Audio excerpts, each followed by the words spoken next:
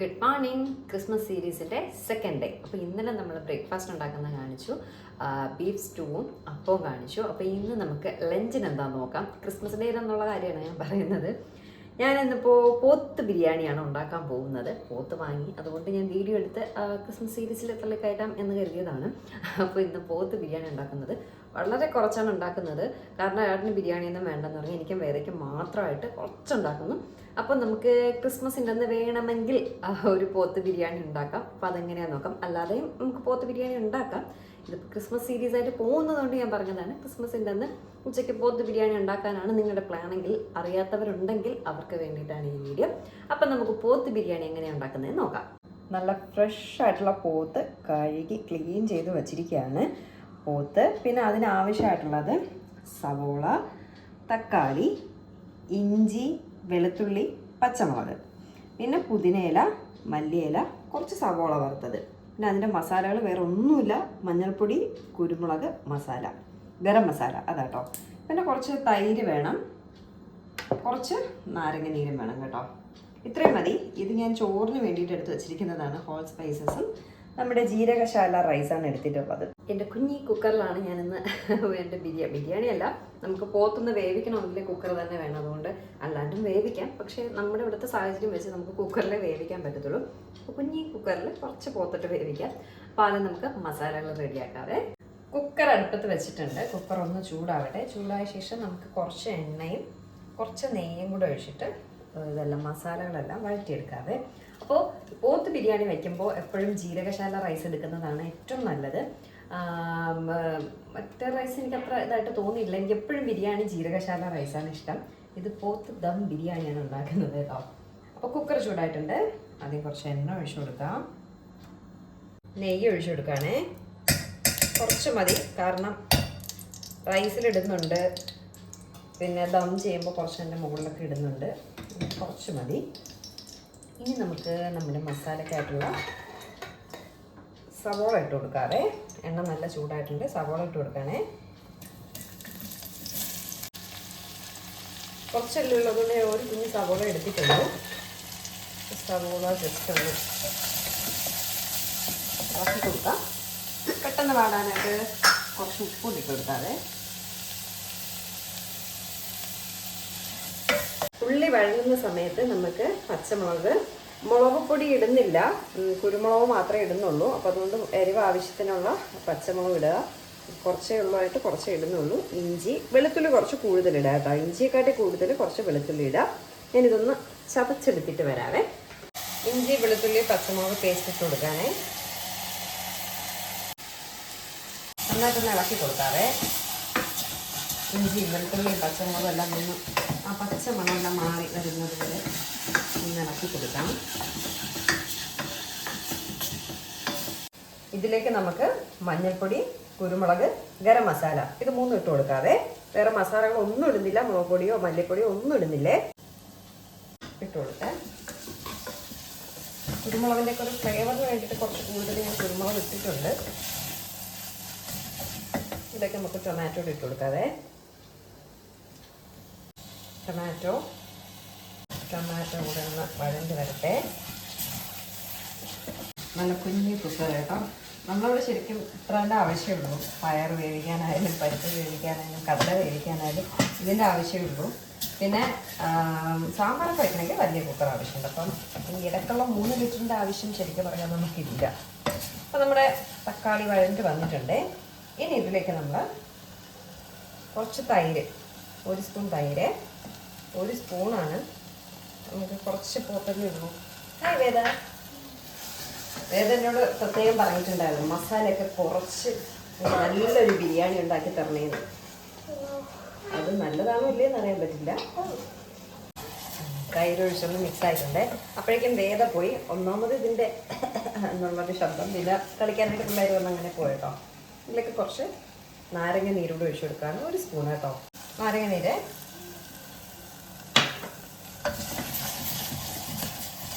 ഇതിലേക്ക് കുറച്ച് മല്ലിയില, പുതിനയില, വറുത്ത് വെച്ചിരിക്കുന്ന സവോള ഇത് 3 ഇട്ട് കൊടുക്കാനേ. സവോള വറുത്തത് കുറച്ച് മല്ലിയില, കുറച്ച് പുതിനയില. പുതിനയിലയുടെ കുറച്ച് കൂടുതൽ ഇട്ടാലും കുഴപ്പമില്ല കേട്ടോ. എൻ്റെ ഒരു ഇത് പറഞ്ഞതാണ്. എനിക്ക് ഭയങ്കര ഇഷ്ടമാണ് പുതിനയുടെ ഒരു ഇത്. കുറച്ച് കൂടുതൽ ഓരോരുത്തരുടെ ഇഷ്ടം. നല്ല മണം ഉണ്ടാകും പുതിന ഇടുമ്പോൾ. ഇതെല്ലാം മിക്സ് ചെയ്ത ശേഷം നമ്മുടെ താരത്തെ നമുക്ക് ഇട്ട് കൊടുക്കാം. നമ്മുടെ പോത്ത് ഇതൊരു 1/4 കിലോ പോത്ത് വരും കേട്ടോ. അത്രേ ഉള്ളൂ, കുറച്ചേ ഉള്ളൂ. ഫുൾ അങ്ങ് ഇട്ട് കൊടുക്കാനേ. നല്ല പുതിനയിലൊക്കെ മണം വരുന്നുണ്ട്.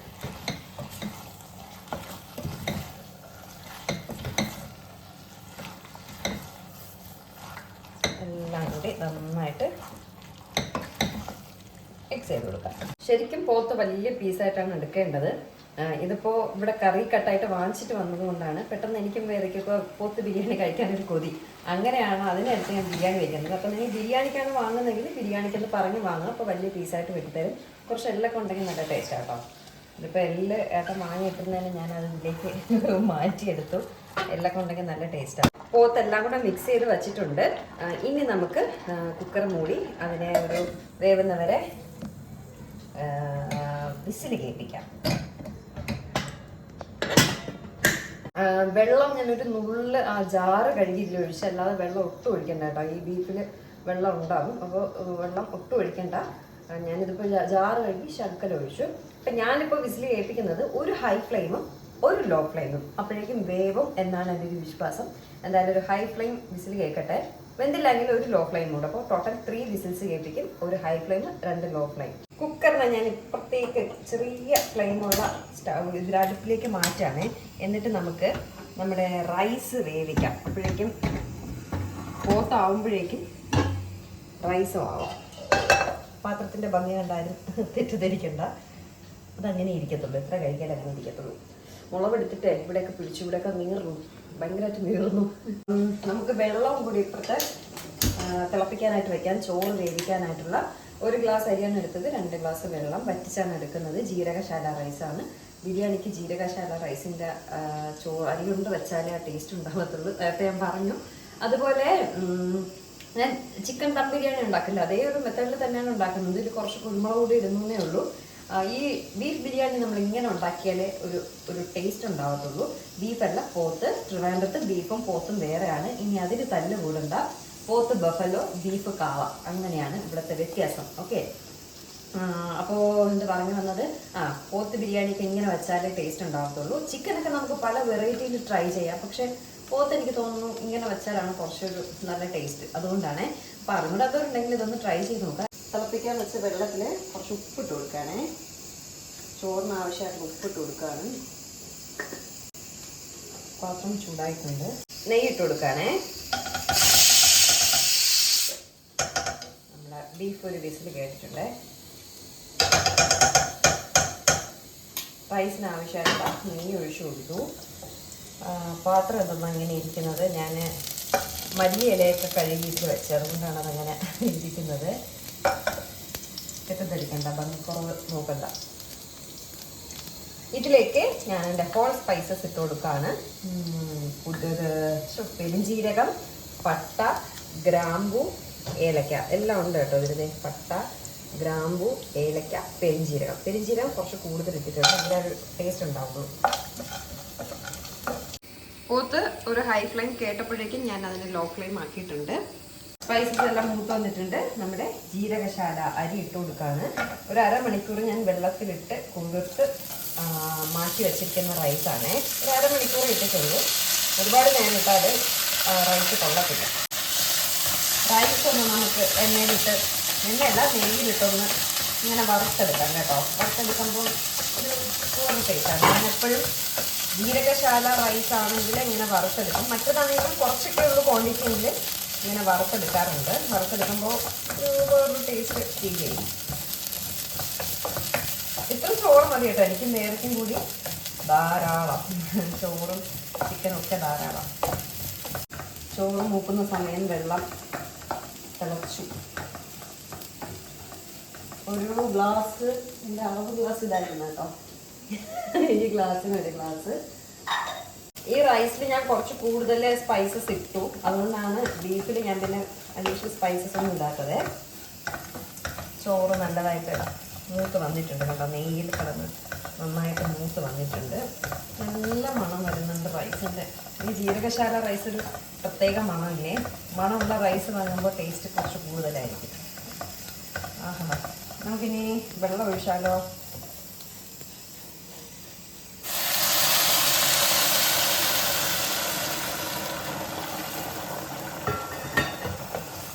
വെള്ളം ഒഴിച്ച് ഇതൊന്ന് വറ്റി കഴിഞ്ഞിട്ട് ലോ ഫ്ലെയിമിൽ വയ്ക്കുക, എങ്കിലേ വേവത്തുള്ളൂ. ഞാൻ അങ്ങനെയാണ് വേവിക്കുന്നത്.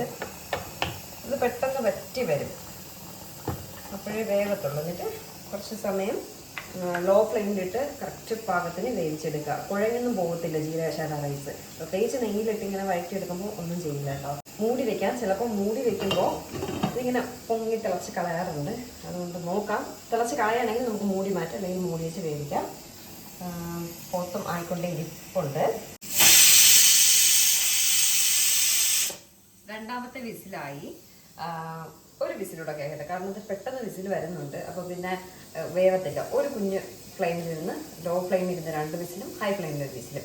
അപ്പോൾ നമ്മുടെ റൈസിൻ്റെ വെള്ളം വറ്റിയിട്ടുണ്ട്, പക്ഷേ റൈസ് വെന്തിട്ടില്ല കേട്ടോ. അപ്പോൾ എന്ത് ചെയ്യും നമ്മൾ?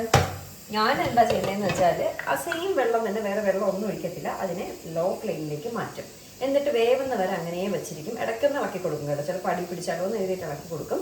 അല്ലാങ്കിൽ വേറെ ഒന്നും ചെയ്യത്തില്ല. കറക്റ്റ് കുറേ സമയം കഴിയുമ്പോൾ കറക്റ്റ് വെന്ത് ഒട്ടിപ്പിടിക്കാതെയൊക്കെ കറക്റ്റ് പരുവത്തിന് കിട്ടും. ഇനി ഞാൻ വെള്ളം ഒന്നും ഒഴിക്കുന്നില്ല, അതവിടെ ഇരുന്ന് ലോ ഫ്ലെയിമിലിരുന്ന് വേവട്ടെ. ഇനി ഒരു വിസിലൂടെ കേൾക്കുമ്പോൾ നമ്മുടെ പോത്തും റെഡിയാവും. എന്നിട്ട് ദം ചെയ്താൽ മതി, നമ്മുടെ ബിരിയാണി റെഡി. ഇപ്പോൾ 3ാമത്തെ വിസിലും കേട്ടെ. അതെനിക്ക് റെക്കോർഡ് ചെയ്യാൻ പറ്റിയില്ല, ഞാൻ ഫോണുമായിട്ട് വന്നപ്പോഴേക്കും വിസിൽ കഴിഞ്ഞു പോയി. ഇനി നമുക്കത് ഓഫ് ചെയ്യാം. അതൊന്ന് എയർ പോകുന്നത് വരെ അങ്ങനെ ഇരിക്കട്ടെ. ഞാൻ എയർ പോയി കഴിഞ്ഞിട്ട് ഓപ്പൺ ചെയ്യത്തുള്ളൂ. റൈസും അവിടെ ഇരുന്ന് വേവട്ടെ. ഇതൊന്ന് എയർ പോയ ശേഷം ഓപ്പൺ ചെയ്തിട്ട് നമുക്ക് ദമ്മിടാം. ചെറിയ രീതിയിലൊരു ദം, ഇതിനകത്തൊക്കെ തന്നെ വെച്ചൊരു ചെറിയ ദം. ചോറ് ഞാൻ ലോ ഫ്ലെയിമിൽ വെച്ച് വേവിച്ചെടുത്തിട്ടുണ്ട്. ഇടയ്ക്കൊന്ന് ഇളക്കി കൊടുത്തേ. ഇതാ കണ്ടോ, ഒട്ടിപ്പിടിച്ചിട്ടോ കുഴഞ്ഞിട്ടോ ഒന്നുമില്ല, നല്ലതായിട്ട് കിട്ടിയിട്ടുണ്ട്. വെള്ളവും ഫുൾ കംപ്ലീറ്റ് പോയിട്ടുണ്ട്. ഞാൻ ഇങ്ങനെയാണ് ജീരകശാല റൈസ് വേവിക്കുന്നത്. പക്ഷെ ഇതുപോലെ നമ്മുടെ വലിയ റൈസ് വേവിക്കാൻ നിന്നാൽ നടക്കത്തില്ല. അപ്പോൾ ഇനി അതിൻ്റെ എയർ പോകുന്നവരെ നമുക്കൊന്ന് വെയിറ്റ് ചെയ്യാം. കുക്കറിൻ്റെ എയർ എല്ലാം പോയിട്ടുണ്ട്. നമുക്ക് ഓപ്പൺ ചെയ്യാവേ. വെള്ളം ഉണ്ടല്ലോ. വെള്ളം ഉണ്ടെങ്കിൽ നമ്മളത് വറ്റിച്ചിട്ടേ എടുക്കാൻ പാടുള്ളൂ. ഞാൻ ഒരു 2 സ്പൂൺ തന്നെ വരത്തുള്ളൂ വെള്ളം ഒഴിച്ചത്. ബാക്കി ഫുൾ ഈ ബീഫിൻ്റെ വെള്ളം തന്നെയാണ് കേട്ടോ. പോത്തിൻ്റെ ബീഫല്ല, പോത്ത്. എന്തോ നോക്കണ്ടേ? അതെന്തോ അടിപൊളിയായിട്ട് വെന്തു. ഇതാകണ്ടോ, സ്പൂണുകൊണ്ടിങ്ങനെ ആക്കിയപ്പോൾ കാണുന്നുണ്ട്. അപ്പോൾ ഇതൊന്ന് തിളച്ച് വറ്റട്ടെ. വറ്റാണ്ട് നമുക്ക് ദമ്മിടാൻ പറ്റത്തില്ല. ഒന്ന് വറ്റിയിട്ട് നമുക്ക് ദമ്മിടാനേ. നോക്കട്ടെ, ഉപ്പൊക്കെ ഉണ്ടോ നോക്കട്ടെ.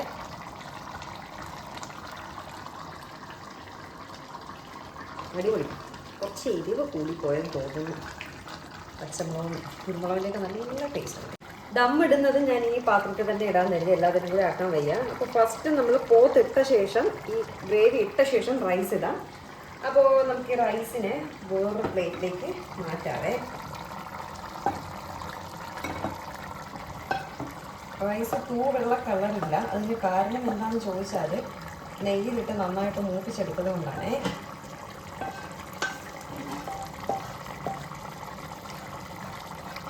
ഇനി പോത്തിന് നമുക്ക് ഇതിലേക്ക് ഒഴിക്കാം.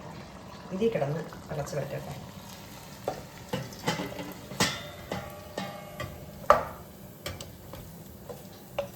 ഏതൊക്കെ മസാലയൊന്നും വേണ്ടതാണ് പറഞ്ഞത്. പെട്ടെന്ന് തിളച്ച് പറ്റും. നല്ല ഗ്രേവി ഉണ്ട്. ചിക്കൻ എന്നാണ് എപ്പോഴും വരുന്നത് പോത്ത് തന്നെ.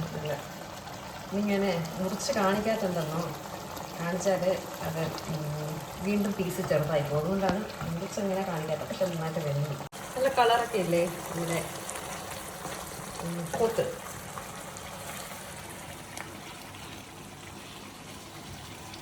കുക്കർ കൊള്ളാം കേട്ടോ. കുഞ്ഞു കുക്കറായതുകൊണ്ട് പെട്ടെന്ന് നല്ല ഇതായിട്ട് വന്നു. ചേട്ടൻ കഴിക്കാൻ വേണ്ടി വാങ്ങിച്ചിട്ടുള്ളതാണ്. അതിന് ഞാൻ ഇങ്ങോട്ടേക്ക് അടിച്ചു പോകും. ഇങ്ങനെ പോത്തിൽ ഇതൊക്കെ ഉണ്ടെങ്കിൽ ഇങ്ങനെ നല്ല ഒരു ഭംഗി, കാണാൻ തന്നെ ഒരു ഭംഗി ഉണ്ടാവുന്നത്.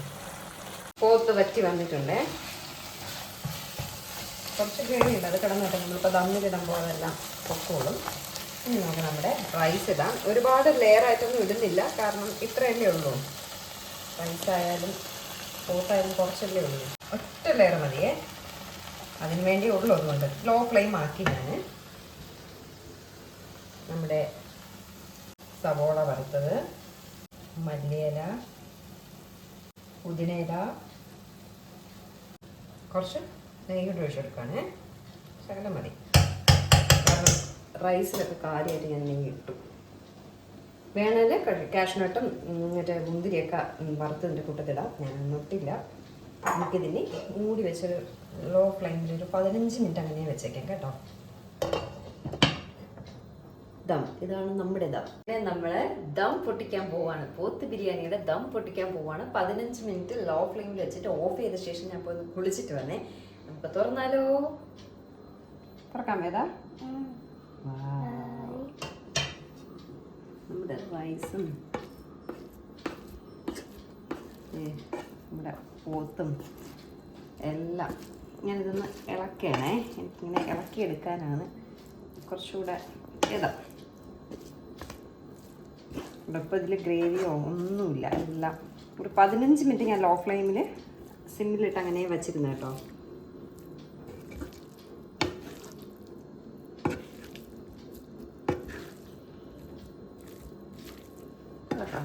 നല്ല മണമല്ലേ വേദ?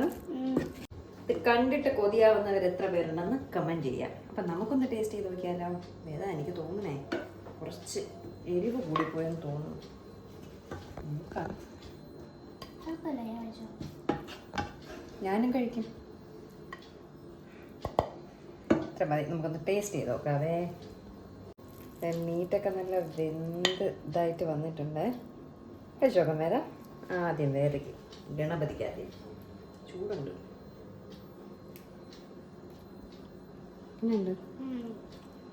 ഒരു സാലഡൊക്കെ വേണമെങ്കിൽ ആവാം. എനിക്കും വേദയ്ക്ക് നിർബന്ധമില്ല, അതുകൊണ്ട് സാലഡൊന്നുമില്ല. ഞാനൊന്ന് കഴിച്ചു നോക്കട്ടെ.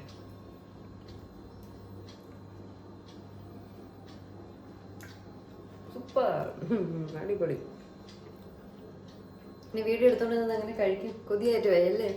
അപ്പം എല്ലാവരും ഒന്ന് ക്രിസ്മസിനോ അല്ലാതെയൊക്കെ ട്രൈ ചെയ്യാം. ക്രിസ്മസിന് ട്രൈ ചെയ്യുന്നുണ്ടെങ്കിൽ ഒന്ന് ട്രൈ ചെയ്ത് നോക്കാം. സൂപ്പർ പോത്ത് ബിരിയാണിയാണ്.